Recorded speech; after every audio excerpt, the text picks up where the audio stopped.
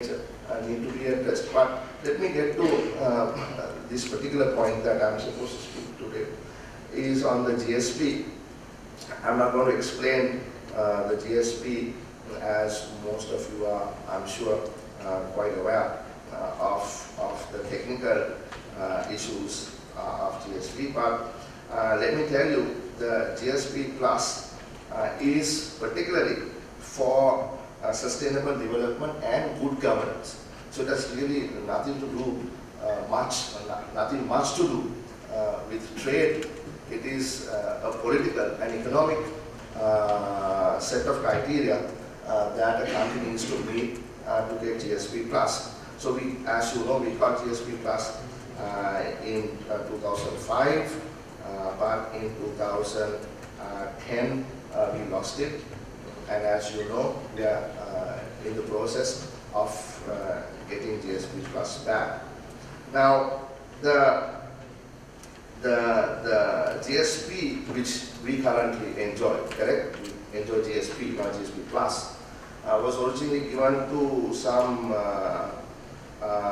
tariff reductions to some 2/3 of all EU tariff lines.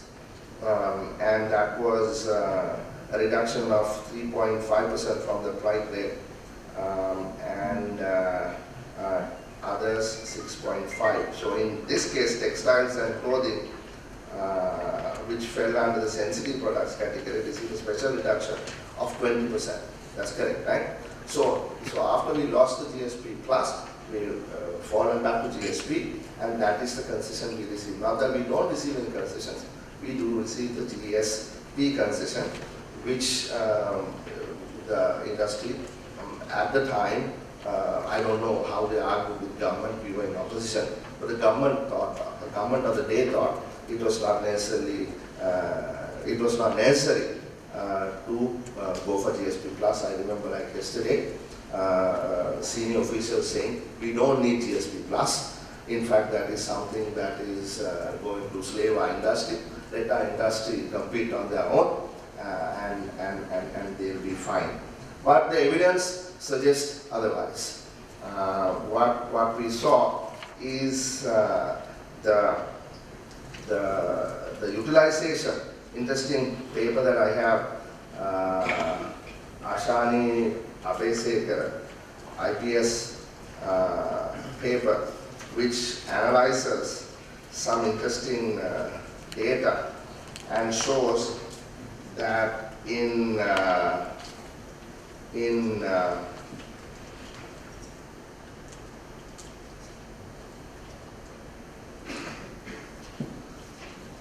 between 2000 and 2005 and 2011, the utility rate meaning the ratio of the value of imports from EU's perspective and all imports, how the utility rate improved from, this is for HS code 62, articles of apparel and clothing accessories, not knitted or crochet, from 29.6% when we got the GSP Plus. It went up to 55% in 2010, and up to 2011 is what she has in this paper, dropped immediately to 44%. But if you look at the utility rate for HS 6.1, I think, articles of apparel and clothing accessories knitted or crochet, the utility rate increased from under 50% to 77%, and immediately dropped down to 60%. So if you extend this data, I'm sure, I don't know whether someone has further data on this, but the utility rate would have come down quite significantly. So what that suggests is that it is revealed preference in economic terms, that the availability of the concession was then used by those people who thought it was in their best interest to do so. So the evidence clearly suggests that the industry did leverage GSP plus, and the industry grew because of GSP plus, and the removal of GSP plus has had negative impacts on the industry, on employment, on the general well-being of the people. In another study in the World Development some time back, I forget the author, I read that the biggest impact was for suburban young people who were employed by the industry both in Colombo and outside. Now, the GSP plus you get, I said, for economic and political reasons. You have to be a middle-income country at the most, not a upper middle-income country. So once you become an upper middle-income country, and once you remain an upper middle-income country for 3 years plus 1 year, you will not be eligible for GSP plus. So if we even get GSP plus, I'll talk about it subsequently, and you get GSP plus, you will have 3 to 4 years after you become a higher middle income country, which we expect to become by say 2018 or so. So you're looking at the window of opportunity that you can enjoy on the one criteria, because you have to fulfill both criteria to get GSP plus. That is the political side, economic side of it. On the politics is about rights that we are expected to maintain: human, environmental, and labor. So the point that I was making about labor is important, not just because we need to get GSP plus, but as a policy of the government, we are looking at that tripartite partnership so that it will be win-win-win for all parties. Because that is the way you're going to be able to sustain the kind of growth that we are expecting to see. Now, while not many countries get GSP plus, other countries get various other concessions. Something called everything but arms, which is for really low-income countries. Countries like Bangladesh and others get these benefits.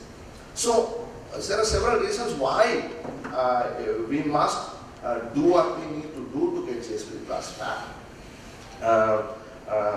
First is, of course, Sri Lanka's stagnant export sector.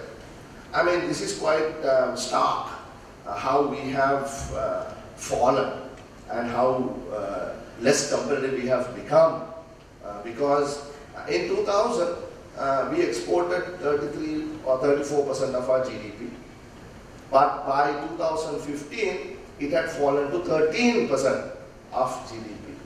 So you have to at least have the direction right, right? Right? You know, you engineers, you know, right? You at least have to have the direction right. Maybe you won't have the expected number, but it has to be positive. It can't be negative, right? So what have we done?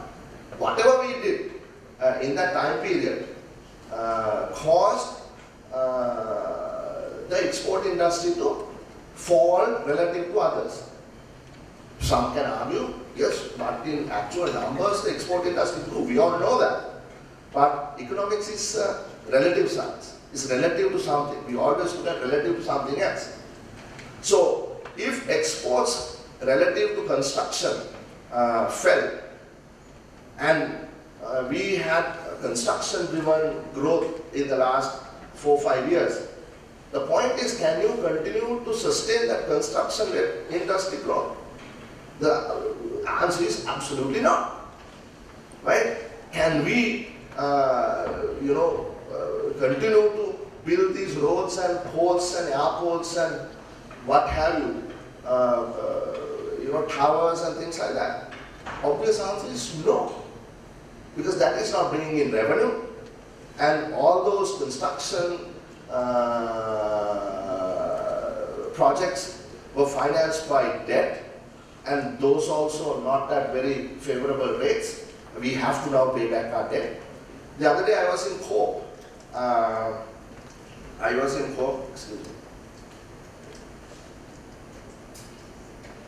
Excuse me.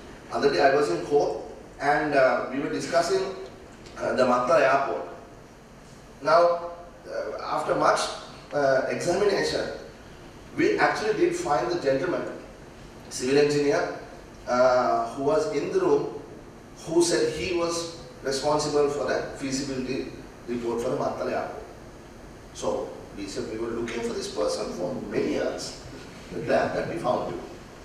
And then the investigation went on for quite a while.